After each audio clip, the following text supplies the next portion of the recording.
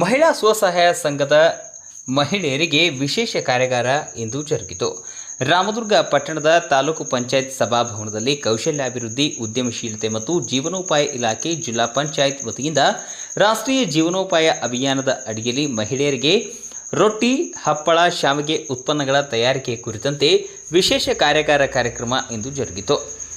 ಜಿಲ್ಲಾ ಪಂಚಾಯತ್ನಿಂದ ಸಾಕಷ್ಟು ಮಹಿಳೆಯರಿಗೆ ಸ್ವಸಹಾಯ ಸಂಘದ ಮೂಲಕ ಸಾಕಷ್ಟು ಯೋಜನೆ ಜಾರಿಯಲ್ಲಿದ್ದು ಅದರ ಸದುಪಯೋಗವನ್ನು ಪಡೆದುಕೊಂಡು ಮಹಿಳೆಯರು ಸ್ವಾವಲಂಬಿಯಾಗಿ ಬದುಕಬೇಕು, ಸಂಸಾರದ ಹೊಣೆಯಲ್ಲಿ ತಾವು ಕೂಡ ಭಾಗಿಯಾಗಬೇಕು ಎಂದು ತಾಲೂಕು ಪಂಚಾಯತ್ನ ಕಾರ್ಯನಿರ್ವಾಹಕ ಅಧಿಕಾರಿ ಬಸವರಾಜ್ ಐನಾಪುರ್ ತಿಳಿಸಿದರು. ಇನ್ನು ಸಂಪನ್ಮೂಲ ವ್ಯಕ್ತಿಯಾಗಿ ಆಗಮಿಸಿದ ಪವನ್ ದೇಶಪಾಂಡೆ ಮಾತನಾಡಿ, ಮಹಿಳೆ ಅಬಲೆಯಲ್ಲ ಸಬಲೆ ಎಂದು ಸರ್ಕಾರ ಸಾಕಷ್ಟು ಯೋಜನೆಗಳನ್ನು ನೀಡಿದೆ.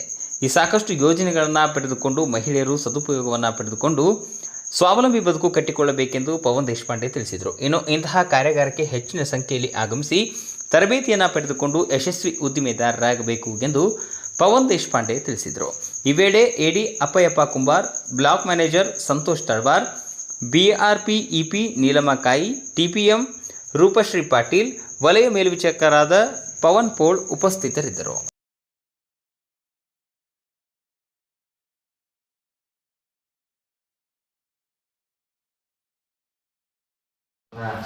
ಇಒ ಸರ್ ಸಾಹೇಬ್ರೆ ಹಾಗೂ ಎಡಿ ಸಾಹೇಬ್ರಂತಹ ಕುಂಬಾರ್ ಸರ್ ಅವರೇ, ಇವತ್ತು ಕೌಶಲ್ಯಾಭಿವೃದ್ಧಿ ಇವತ್ತೇನಿದೆ ಸ್ತ್ರೀ ಅಬಲೆಗೆಲ್ಲ ಸಬಲೆ ಅಂತ ಹೇಳ್ತೀವಿ. ಆ ಅಬಲೆಯನ್ನ ಸಬಲೆ ಮಾಡ್ಲಿಕ್ಕೆ ಸರ್ಕಾರ ಸಾಕಷ್ಟು ಯೋಜನೆಗಳನ್ನ ಮಹಿಳೆಯರಿಗೆ ಈಗಾಗಲೇ ತಂದಿರುವಂತದ್ದು.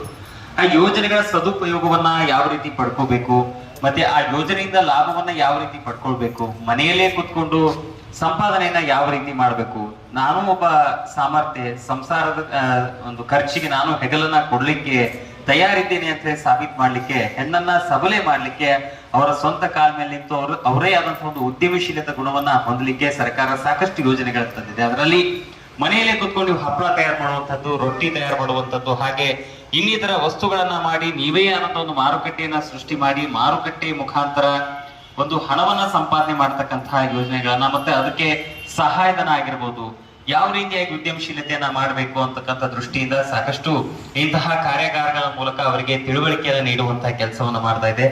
ಸೊ ಈ ಎಲ್ಲ ಯೋಜನೆಗಳನ್ನ ತೆಗೆದುಕೊಂಡು ಸಬಲರಾಗಬೇಕು ಅಂತ ಹೇಳಿ ಈ ಮೂಲಕ ತಿಳಿಸಿ ನನ್ನ ಪ್ರಾಸ್ತಾವಿಕ ಮಾತಿಗೆ ವಿರಾಮವನ್ನು ಹೇಳ್ತೇನೆ. ಧನ್ಯವಾದ.